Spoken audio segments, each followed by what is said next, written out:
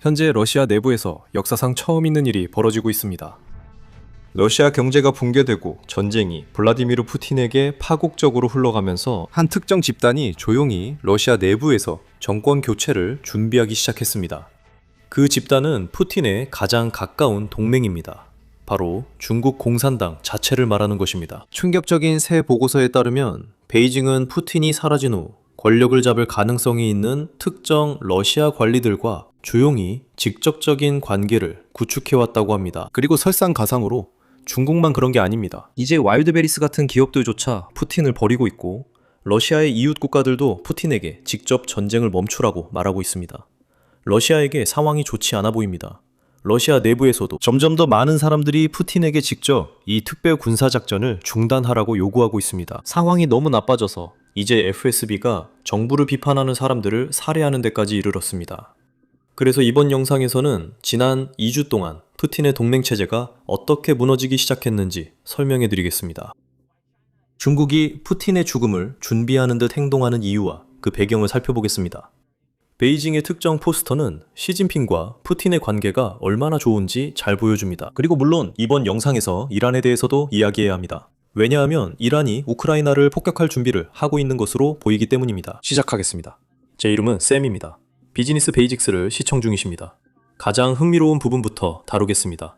중국 공산당이 푸틴의 몰락을 준비하는 이유를 이야기하겠습니다. 그 전에 러시아 노동자가 푸틴에게 전쟁 중단을 호소하는 영상을 보여드리겠습니다. 이 노동자는 목숨을 걸고 두려움 없이 나섰습니다. 함께 보시죠. 어떻게 느끼십니까? 실망이요. 무엇에 대해서요? 우리 당국에 대해서요. 왜요? 그들이 이런 일을 방치했으니까요. 평화롭게 속옷, 타이어, 운동화 등을 운송하던 시설이 적대 세력의 공격을 받았다는 점이요. 지역 당국인가요? 연방 당국인가요? 물론 연방 당국이죠. 물론이죠. 그들은 직접 보고하니까요. 연방 당국에 그 사람들, 지역 애들이 지역 애들 뭐 무슨 하든 상관이야? 상관없어. 중요한 건 연방이야. 그리고 그 모스크바에 대한 공격이 시작됐을 때, 그러니까 모스크바와 상트페테르부르크의 상트페테르부르크에 있는 그 창고에 공격이 우리에게까지 있었을 때 닿을 우리에게 닿을 거라고 거라 생각했나요? 생각했나요? 물론입니다. 왜요? 도심의 타틀린에 공격이 있었던 걸 기억하거든요. 저는 갔어요. 그날 바로 공격 현장에 갔어요. 모든 상황을 고려했을 때 거기서 사람들도 흩어지지 않았어요. 그건 분명했어요. 우린 보호 체계가 전혀 없고 이런 공격이 일어날 겁니다. 여기 사상자 있나요? 누군가를 데려갔는데 아마 날씨가 너무 더워서 그런 것 같아요. 38도입니다. 바뀌든 어디든 SS에 대한 욕망은 어떤가요? 특별 군사작전이 더 빨리 끝나길 더 바라게 됐나요? 당연하죠. 젠장 당연하죠. 당연하죠. 항상 강했어요. 어쨌든 그런데 지금은 그냥 지나치게 과해졌어. 어떤 조건에서든 아니면 특정 조건에서만? 어떤 조건에서든 특정 조건도 양쪽 모두에게 맞지 않아. 그냥 이대로 끝내는 게 좋아. 그게 다야. 이제 물론 나는 이 부분을 짚고 넘어가야 해. 그의 말이 완전히 정확한 건 아니야. 그는 러시아의 아마존인 와일드베리스가 속옷과 가정용 섬유만 취급한다고 말했어. 그건 완전히 사실이 아니야. 이 우크라이나 공격이 시작되기 전에 그들이 무엇을 팔았는지 웹사이트에서 캡처한 이 스크린샷들을 한번 봐. 전투조끼, 군용 등급의 전술 장비, 드론 부품들을 볼 수 있어. FPV 드론용 폭탄 투하 시스템까지 모두 주문 가능하고 다음날 배송이야. 그리고 심지어 전선까지 보낼 수도 있어. 그래서 만약 네가 전선에 있는 군인들을 지원하고 싶다면 이런 장비에 돈을 내면 전선에 있는 사람들에게 배송될 거야. 그리고 그게 제일 충격적인 것도 아니야. 자, 여러분도 알다시피 이곳은 러시아판 아마존이야. 이 회사는 러시아 전자상거래 시장의 절반 정도를 장악하고 있어. 그리고 그 말은 이 회사가 엄청난 물류 네트워크를 가지고 있다는 뜻이야. 그 규모가 너무 커서 러시아 정부와 러시아 군대가 이 회사의 물류 네트워크를 이용해서 전선에 있는 군인들에게 보급품을 전달하고 있었어. 이게 바로 우크라이나가 그 창고들을 공격해온 이유야. 그리고 놀랍게도 이 공격들이 효과를 보고 있어. 왜냐하면 와일드베리스가 정말 충격적인 행동을 했거든. 예전에는 SVO와 관련된 카테고리가 있었는데 SVO는 러시아식으로 특별 군사 작전을 의미해. 그런데 그 카테고리가 어젯밤 조용히 웹사이트에서 사라졌어. 이제 푸틴이 이 사실을 좋아할지는 모르겠지만 이건 한 가지를 말해줘. 우크라이나의 공격이 효과가 있다는 거야. 봐봐. 이 회사는 적어도 군과의 연관성을 숨기고 있어. 물론 특정 아이템을 검색해보면, 예를 들어 전술 장비나 조끼를 찾아보면 이 카테고리를 삭제하기 전까지 이 웹사이트에서 판매하던 물품들을 여전히 찾을 수 있을 거야. 지금 사라진 건 카테고리 자체뿐이야.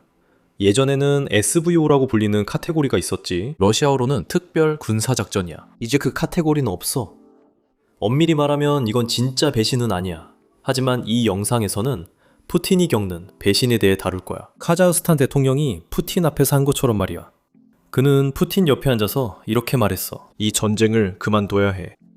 그 얘기로 넘어가기 전에 이번 달 중국에서 있었던 큰 뉴스부터 살펴보자. 아직 다루지 못했으니 지금 이야기하겠다. 중국은 지금 푸틴의 몰락에 대비해서 혼란스러운 정권 이양을 막기 위해 러시아의 가장 강력한 인물들과 직접적인 관계를 맺고 있어. 이건 사실 굉장히 충격적인 보도인데 월스트리트 저널에서 나온 거라서 비교적 신뢰할 만한 소스야. 하지만 그 얘기로 들어가기 전에 러시아와 중국은 역사적으로 좋은 동맹이나 장기적인 동맹이 아니었다는 점을 모두에게 상기시키고 싶어. 사실 그들의 공동 역사를 보면 대부분 경쟁 관계였다는 걸 알 수 있어. 러시아는 한때 중국 영토였던 광대한 지역, 특히 러시아 극동 전체를 차지했지. 많은 중국인들이 그 지역을 여전히 역사적으로 중국 땅이었던 곳으로 여긴다. 그런 분노는 사실 한 번도 사라진 적이 없어. 실제로 지금 중국 소셜미디어에 들어가 보면 시진핑에게 러시아가 우크라이나에 신경 쓰는 사이 러시아 극동을 침공해서 중국의 땅을 되찾으라고 요구하는 사람들이 여전히 있어. 이제 실제 예측 사례를 보여주고 싶어. 2년 전 누군가 실제로 이런 예측을 했거든. 나는 똑똑하진 않지만 세라페인을 정말 좋아해. 여러분도 유튜브에서 그녀 영상 좋아할 거라 생각해. 그리고 몇 년 전쯤 아니면 약 2년 전 그녀가 실제로 이걸 예측했어. 한번 들어봐. 푸틴, 그는 민족주의 시대에 제국을 만들려고 하고 있어. 그건 애초에 불가능한 일이야. 그리고 그는 모든 무기를 우크라이나에 쏟아붓고 있어. 그래서 시베리아는 완전히 무방비 상태가 됐어. 그리고 시진핑은 우크라이나 전쟁이 일어나기 전부터 이미 그곳에 진출했지. 바로 이 1대1로 정책이 중앙아시아에서 옛 러시아 영향권을 점점 빼앗아가고 있는 거야. 그리고 푸틴은 러시아가 약하고 중국이 강한 상황에서 이런 전면전을 벌이고 있어서 그 피해가 특히 더 커지고 있어. 사람들이 그게 왜 중요하지? 라고 생각할 수도 있다. 러시아, 그러니까 시베리아에는 지금 중국이 필요로 하고 탐내는 자원이 정확히 있어. 그리고 중국은 다른 사람들이 그 자원에 손대지 못하도록 자기 땅과 맞닿아 있기를 원하지. 특히 중국은 물을 원해. 왜냐하면 북중국의 지하수를 다 써버렸거든. 그리고 바이칼 호수에는 전 세계 지표면 담수의 20% 이상이 있어. 그래서 빠른 해결책을 원한다면 그게 가장 좋은 방법이야. 그리고 중국은 대규모 수자원 사업으로 유명해. 메콩강과 양쯔강에 댐을 건설해왔지. 정말 거대한 수자원 사업들을 해왔어. 그래서 그게 러시아의 미래가 될 수도 있어. 누가 알겠어. 그리고 시진핑은 이제 모든 주도권을 쥐고 있어. 중국은 러시아보다 인구가 9배 많고 국민 총생산도 9배 나돼. 그리고 두 나라의 1인당 국민 총생산도 점점 비슷해지고 있어. 푸틴에게는 좋은 소식이 아니지. 그래서 나는 이 브로맨스가 영원히 지속될지의 문제가 아니라 언제 끝날지가 더 중요한 것 같아. 시진핑이 원하는 걸 얻기에 충분한 영향력을 가졌다고 판단하는 순간이 언제일까? 그 예측이 지금 실시간으로 일어나고 있어. 그리고 보고서에는 이렇게 나와 있어. 월스트리트 저널에 따르면 중국은 푸틴이 권력을 떠난 이후 핵심 역할을 할 수 있는 러시아 관료들과 엘리트들과의 관계를 점점 더 강화하고 있다고 해. 전쟁과 국제적 고립으로 인해 러시아는 중국에 훨씬 더 의존하게 되었어. 한때 시진핑이 롤모델로 여겼던 푸틴, 시진핑은 2013년에 푸틴을 롤모델로 생각했지. 그때가 시진핑이 권력을 잡았을 때야. 그때가 그가 주석이 된 시기야. 그래서 어느 정도 말이 되는 거야. 왜냐하면 그 시점에는 푸틴이 이미 13년이나 권력을 잡고 있었으니까. 그래서 시진핑은 푸틴을 존경했다. 하지만 이제는 더 이상 그렇지 않아. 이제 푸틴은 점점 하위 파트너로 전락했지. 러시아 당국도 중국 정보기관이 러시아 중간급 관리들을 상대로 첩보 활동을 하려 했던 시도를 밝혀냈어. 하지만 러시아는 베이징과의 관계를 해치지 않으려 이 사실을 공개하지 않기로 했어. 그들은 사적으로도 이 문제를 꺼내지 않았고 우리는 러시아 소식통으로만 알게 됐어. 그리고 그 이유도 이해해. 지금은 중국이 러시아를 필요로 하는 것보다 러시아가 중국을 훨씬 더 필요로 해. 중국은 러시아 대외 무역의 40%와 수출 수익의 약 33%를 차지하고 있어. 반면에 중국 무역의 실제로 4%만이 러시아로 향하지. 그래서 중국의 입장에서 보면 물론 4%도 중요한 숫자이긴 하지만 러시아에게 있어서 중국 시장이나 중국 상품이 갖는 의미만큼 큰 비중은 아니야. 그래서 중국은 그 영향력을 이용해 점점 더 많은 양보를 이끌고 있어. 동맹은 여전히 불평등해. 중국 상품이 러시아 시장을 장악해 국내 제조업체를 밀어내고 있어. 분석가들은 중국이 크렘린 정권 교체 후에도 러시아의 영향력을 유지하며 러시아를 더 의존적인 속국으로 만들려 한다고 봐. 사실상 꼭두각시 국가이자 자원식민지야. 내가 더 이야기하고 싶은 게 많은데 그중 가장 중요한 건 중국이 러시아를 속국으로 만들려 한다는 거야. 이건 러시아 엘리트들도 계속 말해왔어. 이번 달 초에도 멜리셴코라는 러시아 올리가리가 나와서 이코노미스트와 인터뷰를 했어. 이 사람은 크렘린과 매우 가까운 인물이야. 푸틴과 1대1로 만나서 이번 전쟁과 관련된 여러 가지를 논의하기도 했지. 사실 이 전쟁이 2022년에 시작됐을 때 그는 한때 러시아에서 가장 부자였으니 분명 영향력 있는 인물이야. 그 사람이 서방 언론과 인터뷰한 건 정말 충격적이었어. 너도 그렇게 생각하겠지. 왜 저런 행동을 할까? 그런데 인터뷰를 읽으니 어느 정도 이해돼. 이 사람은 러시아 붕괴가 서방에 위험하다고 경고했어. 러시아 붕괴 후 세계에 악영향이 있을 거라 했지. 러시아가 핵무기를 보유하고 있기 때문이야. 그건 정말 중요한 인터뷰였어. 우리는 회원들을 위해 그 인터뷰 전체를 영상으로 만들었지. 그래서 만약 보고 싶다면 꼭 회원이 되어봐. 그런데 그 인터뷰에서 그가 흥미로운 말을 했어. 러시아가 붕괴할 경우 상상할 수 있는 시나리오 중 하나가 중국이 러시아를 사실상 장악하는 거라는 거야. 맞지? 중국이 러시아를 장악해서 자원 식민지이자 소국처럼 대하는 거지. 하지만 그는 러시아가 꼭두각시가 되기엔 너무 크다고 말해. 그래서 중국에겐 그게 골치 아픈 일이라는 거지. 이런 가능성은 있지만 중국도 이를 선호하지 않아. 중국은 러시아 붕괴를 원하지 않는다고 그는 말했다. 물론 지금 그가 무슨 말을 하느냐보다 중요한 건 러시아의 올리가르히, 그것도 푸틴과 가까운 아주 강력한 올리가르히가 있다는 사실이야. 크렘린과 가까운 사람이야. 러시아 엘리트들이 러시아가 붕괴되고 중국이 그 자리를 차지하는 시나리오를 생각하고 있다고 공개적으로 말하고 있어. 그러니까 이건 러시아 밖의 사람들이 그냥 추측만 하는 게 아니야. 이건 분명히 러시아 권력층이나 엘리트 계층조차도 생각하고 있는 거야. 러시아가 붕괴된다면 결과에 대한 의견은 다양하지만 중국이 그 자리를 차지할 가능성에 대해 모두가 생각하고 있어. 그건 분명 흥미로운 일이야. 이제 두 번째 포인트에 대해 이야기해보자. 왜냐하면 이 기사가 이번 달 초에 푸틴이 중국을 방문했을 때쯤 나왔거든. 푸틴은 베이징에 가서 시진핑을 만났어. 그리고 알다시피 푸틴은 회담도 하고 대화도 나누고 사진도 찍고 다른 나라 정상들이 방문할 때 하는 모든 거랬지. 하지만 그가 베이징을 방문한 주요 이유 중 하나는 바로 이 가스 거래를 성사시키기 위해서였어. 푸틴은 중국과 러시아가 이 파이프라인 가스 거래를 체결하길 정말 바라고 있어. 시베리아의 힘 2호 가스반 말이야. 하지만 안타깝게도 그 거래는 무산된 것 같아. 그래서 푸틴은 이 거래를 성사시키기 위해 중국에 간 거지. 그리고 중국은 푸틴에게 이렇게 말했어. 야, 우리 그냥 이거 접는 게 어때? 협상하는 대신에 말이야. 일단 협상은 잠시 멈추자는 거지. 그리고 왜 이게 큰 문제인지 설명할게. 이제 세부 사항에 들어가기 전에 푸틴이 중국에 도착했을 때 본 것에 대해 알아보자. 그는 이 사진이나 포스터를 봤어. 시진핑이 푸틴에게 뭔가를 가리키는 건 중요하지 않고 뒤에 있는 포스터가 중요해. 그리고 그 포스터는 중요한 포스터였어. 왜냐하면 중국의 많은 사람들, 그리고 중국 언론까지도 그들은 그 포스터에 대해 많이 얘기했어. 여기 내가 찾은 가장 화질 좋은 포스터 전체야. 포스터에서 시진핑은 푸틴보다 훨씬 키가 크고 푸틴은 시진핑을 우러러보며 동경하는 표정이야. 그리고 그건 중국 언론이 사용하는 표현이야. 푸틴이 시진핑을 동경하는 눈빛으로 올려다보고 있어. 자, 물론 이게 어떤 메시지를 담고 있는지에 대해 논쟁할 수도 있겠지. 그런 상징에 정말 민감한 사람이 누군지 알아? 푸틴 본인이야. 2013년에 오바마 대통령이 공개적으로 푸틴의 몸짓과 구부정한 자세를 교실 뒤에 앉아있는 지루한 아이에 비유했을 때 푸틴은 그 말을 큰 모욕으로 받아들여 정말 기분이 상했어요.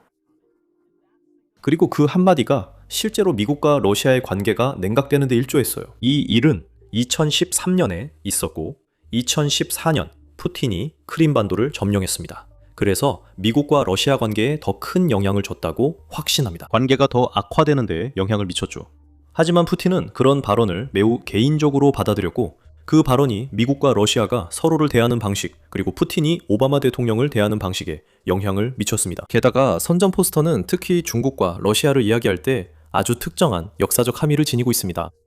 1950년 중국을 장악한 직후 마오쩌둥은 사실상 중소동맹을 시작하기 위해 처음으로 모스크바를 방문했습니다.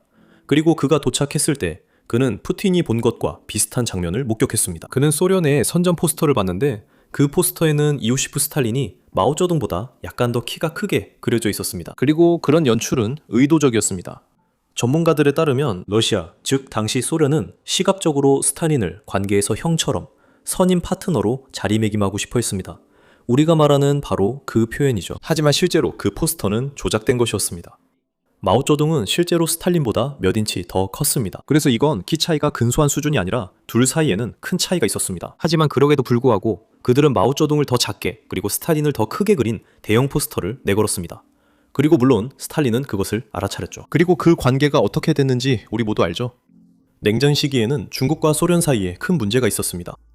그리고 미국은 실제로 그 문제를 이용해서 키신저의 협상으로 중국과 가까워졌고 소련이 다시 중국과 손잡지 못하게 했습니다. 이제 이 포스터가 얼마나 큰 역할을 할지는 정확히 알 수 없습니다. 제가 너무 깊게 생각하는 걸 수도 있지만 중국 내부에도 이 포스터를 많이 거론하는 사람들이 있습니다. 여러분도 아시다시피 이 포스터에 관한 이야기가 많아 내용을 공유하고자 합니다. 이제 굴욕의 본질을 이야기하겠습니다. 사진 때문이 아니라 시진핑이, 푸틴이, 베이징이 서명하길 그토록 원했던 협정에 서명하기를 거부했기 때문입니다. 배경 설명을 드리겠습니다. 지도에는 두 개의 파이프라인이 보입니다. 하나는 기존의 시베리아의 힘 1호로 러시아 시베리아의 천연가스를 중국에 운송 중입니다. 이제 푸틴은 훨씬 더 긴 비슷한 파이프라인을 만들고 싶어 합니다.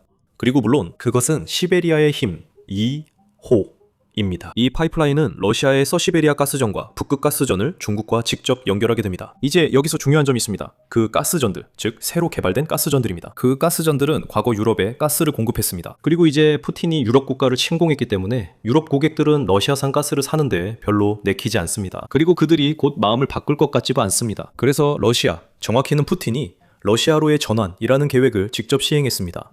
이것이 바로 그 계획의 이름입니다. 그리고 그 계획은 기본적으로 러시아가 유럽과 하던 모든 사업을 이제 아시아에서 새롭게 하려는 것입니다. 그 계획에서 중요한 부분은 물론 그 계획의 핵심은 물론 바로 이 특정한 거래입니다. 유럽으로 가던 가스를 대신 중국에 파는 겁니다. 생각해보면 이건 당연히 말이 됩니다. 중국은 가스가 필요하죠. 매년 가스 소비량이 계속 늘고 있습니다. 중국은 정말 많은 탄화수소를 소비합니다. 러시아는 가스를 공급할 수 있으며 선적 없이 파이프로 보낼 수 있습니다. 파이프를 통해 이동하는 가스를 뭐라고 부르는지는 잘 모르겠습니다. 하지만 그들은 그것을 파이프로 중국에 보낼 수 있습니다. 두 나라는 서로 필요한 것을 갖고 있습니다. 러시아는 돈이 필요하죠. 중국은 러시아가 파는 가스가 필요합니다. 그런데 왜 그들은 그것에 서명하지 않겠습니까? 그래서 결국 문제는 가격입니다. 중국은 모든 주도권을 쥐고 있음을 압니다. 특히 우크라이나 드론이 흑해와 아조프해에서 러시아 유조선을 파괴하고 있기 때문입니다. 러시아는 가스를 선적하기보다 파이프로 다른 나라에 보내는 것을 더 선호합니다. 반면 중국은 러시아가 급하게 팔아야 한다는 점을 알고 있고 중동 등 어디서든 가스를 구할 수 있습니다. 중국에는 국내외 여러 공급업체가 있을 것입니다. 중국이 가스는 필요하지만 러시아산이 꼭 필요한 건 아니라는 뜻입니다. 이제 러시아는 중국에게 시세대로 값을 지불하라고 요구하고 있습니다. 유럽 국가들이 예전에 그렇게 지불했었죠. 그리고 러시아는 이렇게 말합니다. 너희가 우리 석유로 대체하는 거니까 똑같은 가격을 내는 게 어때? 반면 중국은 모스크바 가격으로 지급을 원하고 있습니다. 러시아 사람들 또는 러시아 내 누구든지 모스크바뿐 아니라 푸틴이 가스를 보조해주기 때문에 그들은 할인된 가스를 받습니다. 그래서 그들은 그에게 호의적입니다. 그래서 그는 외국과 외국 회사들의 가스를 팝니다. 그리고 그는 그 돈이나 그중 일부를 국내에 판매하는 가스를 보조하는 데 사용합니다. 중국은 러시아 시민과 같은 가격에 우리에게도 가스를 달라고 요구합니다. 물론 지금 푸틴은 아마 서로 타협하길 바랬을 겁니다. 그래서 푸틴이 협상을 하거나 아니면 어떤 타협안을 마련하기 위해 베이징으로 날아간 겁니다. 중국은 사실상 그에게 협상을 잠시 멈추는 게 어떻겠냐고 말했죠. 중국은 기다릴수록 시진핑이 더 많은 영향력을 갖게 된다는 걸 알고 있습니다. 그래서 그들은 당장 협상할 필요를 느끼지 않는 거죠. 저는 제 인생에서 협상을 많이 해본 건 아니지만 영화를 정말 많이 봤습니다. 제가 모든 영화에서 배운 한 가지 교훈이 있습니다. 협상에서 먼저 자리를 뜰 수 있는 사람이 보통 더 큰 협상력을 가집니다. 중국이 협상에서 물러났지만 여전히 거래를 원한다는 건 이해됩니다. 다만 푸틴이 제시할 조건보다 훨씬 유리한 거래를 원합니다. 이 모든 것에 더해서 저는 중국이 실제로 무엇을 노리고 있는지에 대한 제 나름의 이론이 있습니다. 하지만 이 이론은 다른 곳에서 거의 본 적이 없습니다. 그래서 저는 이 점을 미리 말씀드리고 싶습니다. 이건 순전히 저만의 추측입니다. 그러니까 이 점을 염두에 두시고 여러분의 생각을 댓글로 알려주세요. 중국은 이미 러시아 내 여러 산업을 통제하고 있으며 특히 전쟁 이후 그 영향력이 커졌습니다. 러시아는 중국에서 들어오는 제품들에 대한 규제를 훨씬 더 완화하고 있었습니다. 즉 관세가 철폐되었다는 뜻입니다. 다른 장벽도 사라지자 중국 기업들은 러시아 시장에 저렴한 상품을 대량 공급했습니다. 이에 러시아 기업들은 중국의 낮은 가격과 경쟁할 수 없어 사실상 파산했습니다. 실제로 이 보고서를 한번 보시죠. 올해 상반기 러시아의 파산 건수는 21% 증가했습니다. 그리고 또 다른 43%의 러시아 기업들은 곧 파산을 선언해야 할 수도 있다고 공개적으로 밝혔습니다. 이 모든 것이 꼭 중국과의 경쟁 때문만은 아닙니다. 하지만 그중 상당 부분은 중국과의 경쟁 때문이라고 말할 수 있습니다. 이게 제 이론입니다. 중국이 러시아 가스를 사려는 데서 그치지 않고 러시아의 광구 자체를 사려고 기다리는 거라면 어떨까요? 그 유전에서 나오는 자원에 돈을 내는 것보다 유전 자체를 소유하는 게 더 합리적이지 않을까요? 그리고 러시아가 지금처럼 계속 몰락한다면 그게 앞으로는 하나의 선택지가 될 수도 있습니다. 솔직히 이게 얼마나 가능한지는 잘 모르겠습니다. 미국에서 합법적으로 가스전이나 유전, 소유가 가능한 건 압니다. 하지만 다른 나라에서는 보통 그렇지 않다는 것도 압니다. 땅은 소유할 수 있지만 그 아래에 있는 것은 정부 소유입니다. 그래서 엄밀히 말하면 다른 사람에게 팔 수 없습니다. 러시아에선 그럴 수 있겠네요. 잘은 모르지만 만약 그렇다면 중국이 그걸 노리는 걸 수도 있겠네요. 다시 말씀드리지만 순전히 추측일 뿐입니다. 이 점을 명심하세요. 이건 다른 사람들이 말하는 그런 진지한 이론이 아닙니다. 물론 중국만 러시아를 배신하는 건 아닙니다. 곧 이야기할 카자흐스탄 같은 다른 나라들도 있습니다. 하지만 그 전에 여러분 중 일부는 궁금해하실 겁니다. 러시아 경제가 붕괴하고 있습니다. 러시아의 석유 수출과 수익이 모두 감소하고 있습니다. 그래서 여러분 중 일부는 이런 여러 가지 문제에도 불구하고 러시아가 도대체 어떻게 이 전쟁을 자금 지원하고 있는지 궁금해하실 겁니다. 자, 그 답이 있습니다. 드디어 그 답을 알게 됐습니다.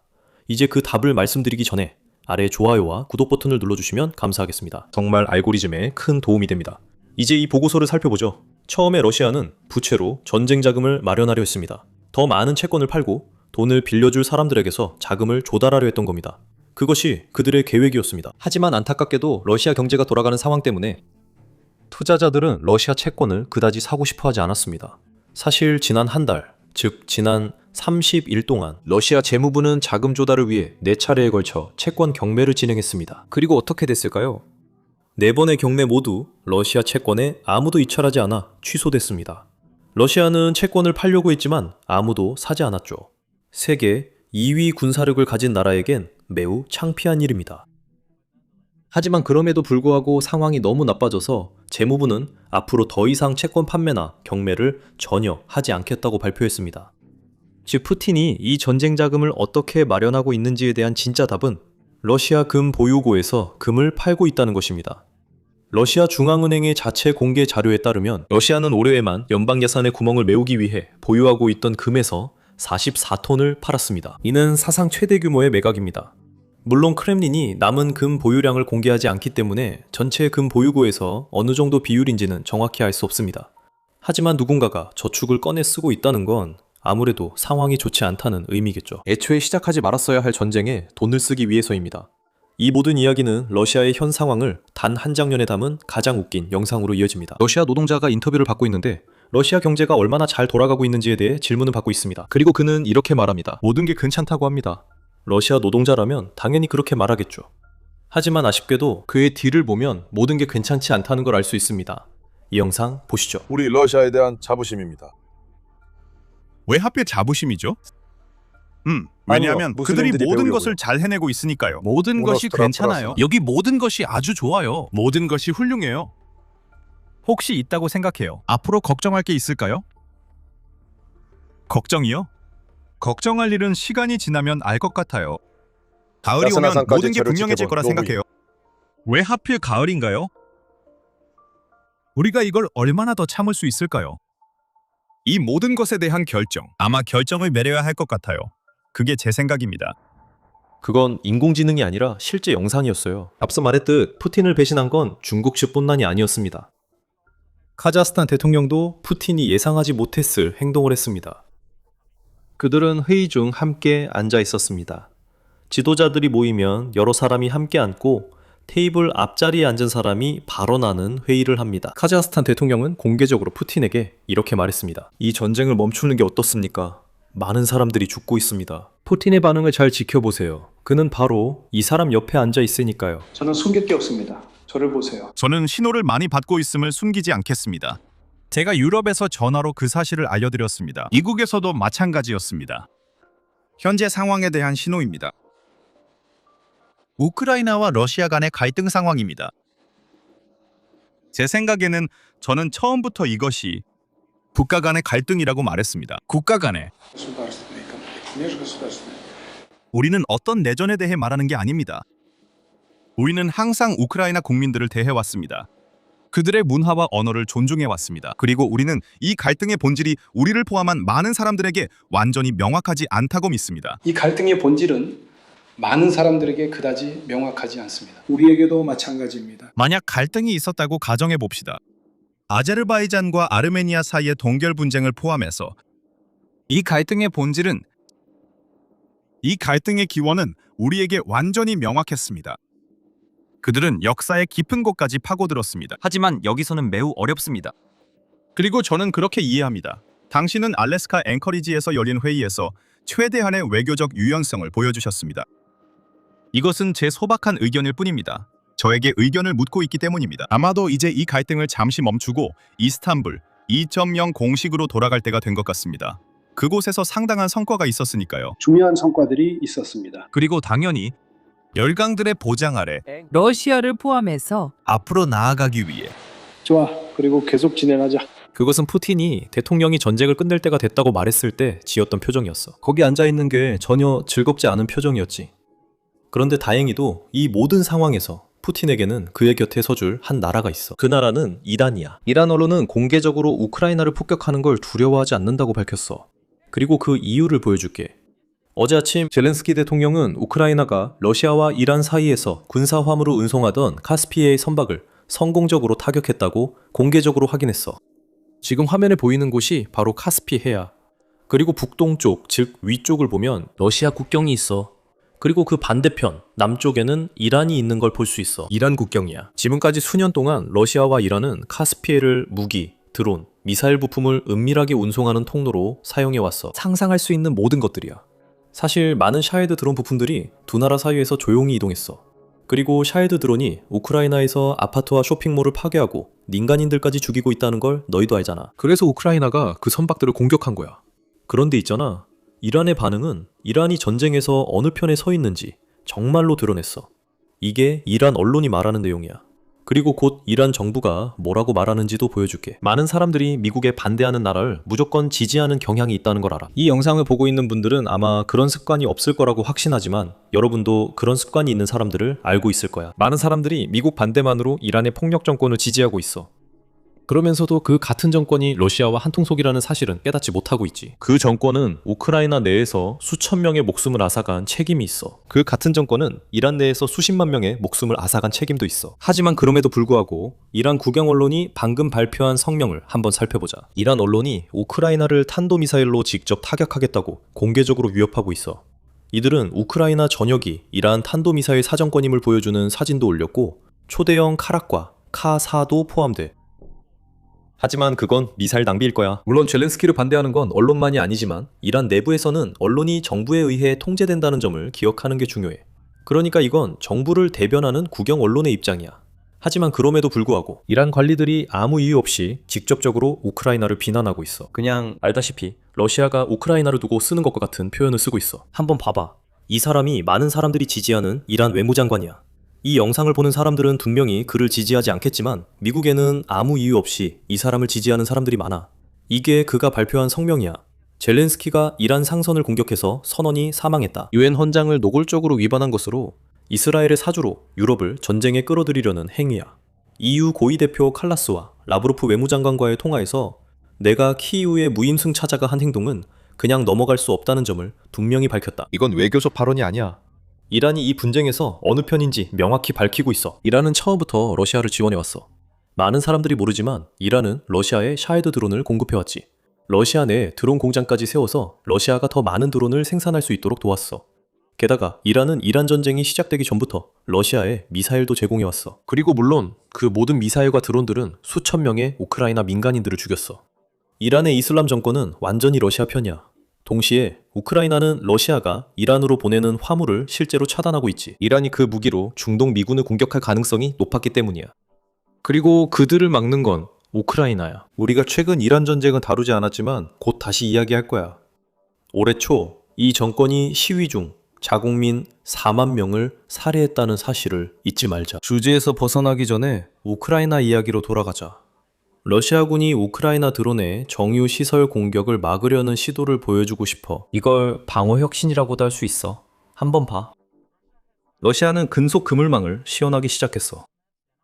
알다시피 천이나 플라스틱 그물이 아니야. 훨씬 더 단단하고 강해. 그리고 러시아는 우크라이나 드론이 기계에 닿기 전에 그물에 걸리거나 폭발하도록 이런 그물망을 주요 정유시설 위에 설치해서 시험하고 있어. 이제 러시아에 불행하게도 우크라이나는 이미 전선에서 해결책을 찾았어.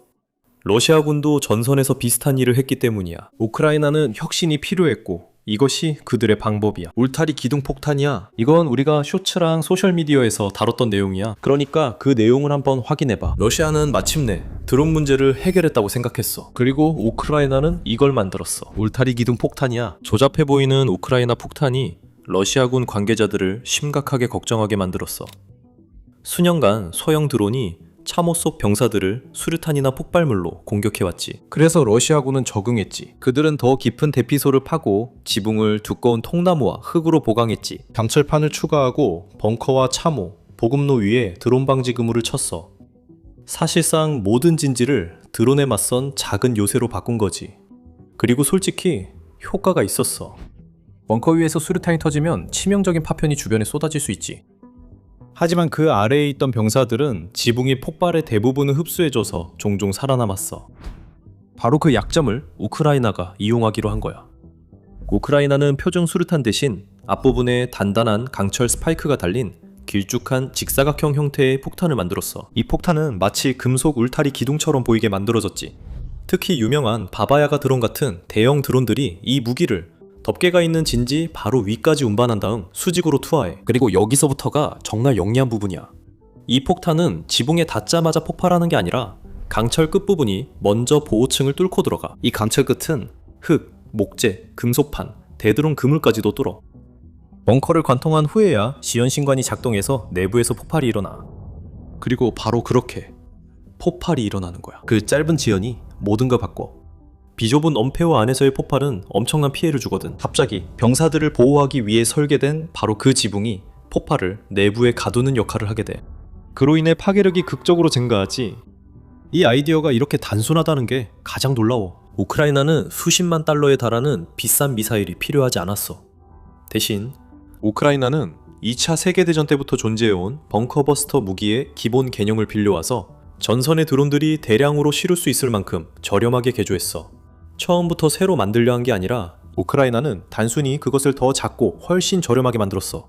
바로 그 점 때문에 러시아 군사 블로거들이 텔레그램에서 경종을 울리고 있는 거야. 한때 병사들에게 소중한 시간을 벌어주던 벙커와 대드론 그물들이 이제는 훨씬 덜한 보호만을 제공하게 됐어. 이 무기가 등장하기 전에는 우크라이나가 하나의 요새화된 진지를 파괴하기 위해 여러 대의 드론과 반복적인 공격이 필요했지. 강화하는 쪽은 도망칠 소중한 몇 초를 얻었지. 이제 한 번의 정확한 타격으로 지붕을 뚫고 내부의 모두를 제거할 수 있어. 러시아에게 이것은 악몽이 되고 있어. 그리고 이를 막을 방법을 찾기 전까지 우크라이나에 있는 모든 병사들은 또 하나의 두려움을 안게 될 거야. 평범한 울타리 기둥처럼 보이는 폭탄 말이지. 그리고 이 모든 것에 더해 사실 우리는 새로운 하루 일상 코너를 준비했어. 이번에는 아무나 아닌 실제 최전선에 있는 FPV 드론 조종사로부터 받아온 거야. 여러분께 꼭 나누고 싶었어요. 한번 보세요. 우리의 눈에 есть нас. 엄마 나 유튜브에 나왔어? 응. 진장.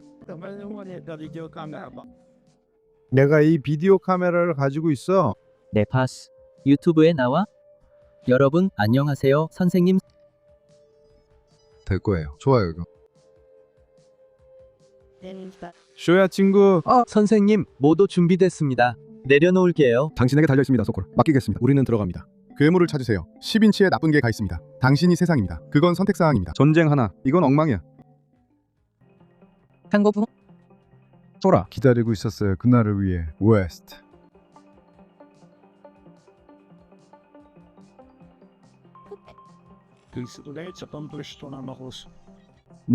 미안해. 저는 뭐라고요? 당신은 무슨 영화예요? 엠부시요. 미안해요. 알겠어요 그럼? 네. 공포 이야기예요. 나중에 볼게. 알겠어. 너 이게 바로 안구지 촬영하는 거야. 식초에 대한 제안이야. 네. 아마 그는 조용히 하라고 했던 것 같아. 나는 찍을지 말지 고민했어. 케이 미안해. 그를 도와줘. 전직 네이비실 척파가 전쟁 초기에 촬영된 최전선 영상을 분석했습니다. 영상에는 우크라이나를 위해 싸우러 온 영어를 쓰는 외국인 의용병들이 나옵니다. 러시아의 진격을 저지하는 장면입니다. 척은 전술적 결정을 분석하며 설명합니다. 이 영상은 중요한 메시지 바로 전에 나오니 메시지를 먼저 듣고 영상을 보세요. 제가 유튜브에서 한 가지 마음에 들지 않았던 점은 크리에이터들이 채널을 지원해달라고 말하면서도 실제로는 아무런 보답을 하지 않는다는 것입니다. 저도 그렇게 해본 적이 있어서 그게 잘못됐다는 걸 압니다. 그리고 항상 그게 거꾸로라고 느꼈죠. 그래서 바로 그 이후로 저희가 베이식 인사이더를 만들었습니다. 멤버가 되시면 단순히 저희 채널을 지원하는 것뿐만 아니라 실제로 가치 있는 것을 돌려받으실 수 있습니다. 저희는 매일 유튜브에는 올릴 수 없는 오직 멤버분들만 볼 수 있는 독점 영상을 업로드하고 있습니다. 솔직히 말씀드리면 이런 영상들은 여기 유튜브에는 올릴 수가 없습니다. 저희는 다루는 이야기들을 훨씬 더 깊이 있게 파고듭니다. 이 영상들을 담기지 못한 세부사항들, 그리고 물론 알고리즘이 좋아하지 않는 세부사항들까지 더 많은 시간을 들여 다룹니다. 그리고 그뿐만 아니라 척파와 같은 경험 많은 군 출신 전문가들을 모셔서 최전방 영상을 분석하고 실제로 무슨 일이 일어나고 있는지 설명해드립니다. 사실과 선전을 구분해드립니다. 베이식 인사이더의 가장 큰 장점은 광고에 의존하지 않아 알고리즘을 신경 쓸 필요가 없다는 점입니다. 그래서 콘텐츠가 밀리지 않아도 걱정하지 않습니다. 우리는 광고주를 신경 쓰지 않기 때문에 그렇지 않았다면 다루지 않았을 이야기들도 다룰 수 있습니다. 또한 이는 갈등을 깊이 이해하려는 이들을 위한 검열 없는 심층 보도입니다. 물론 여러분의 멤버십이 저희에게 큰 도움이 됩니다. 현실은 유튜브의 알고리즘이 끊임없이 변한다는 것입니다. 광고 수익은 변동이 크고 영상도 추천됐다가 금방 사라집니다.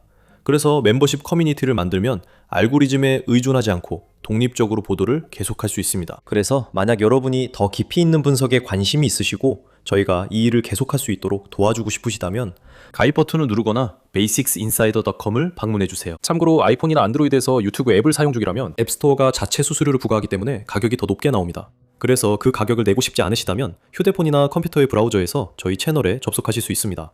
여러분을 모시게 되어 정말 기쁩니다. 그리고 항상 응원해주셔서 진심으로 감사드립니다. 이제 다시 영상으로 돌아가겠습니다. 그는 괜찮아지고 있어요.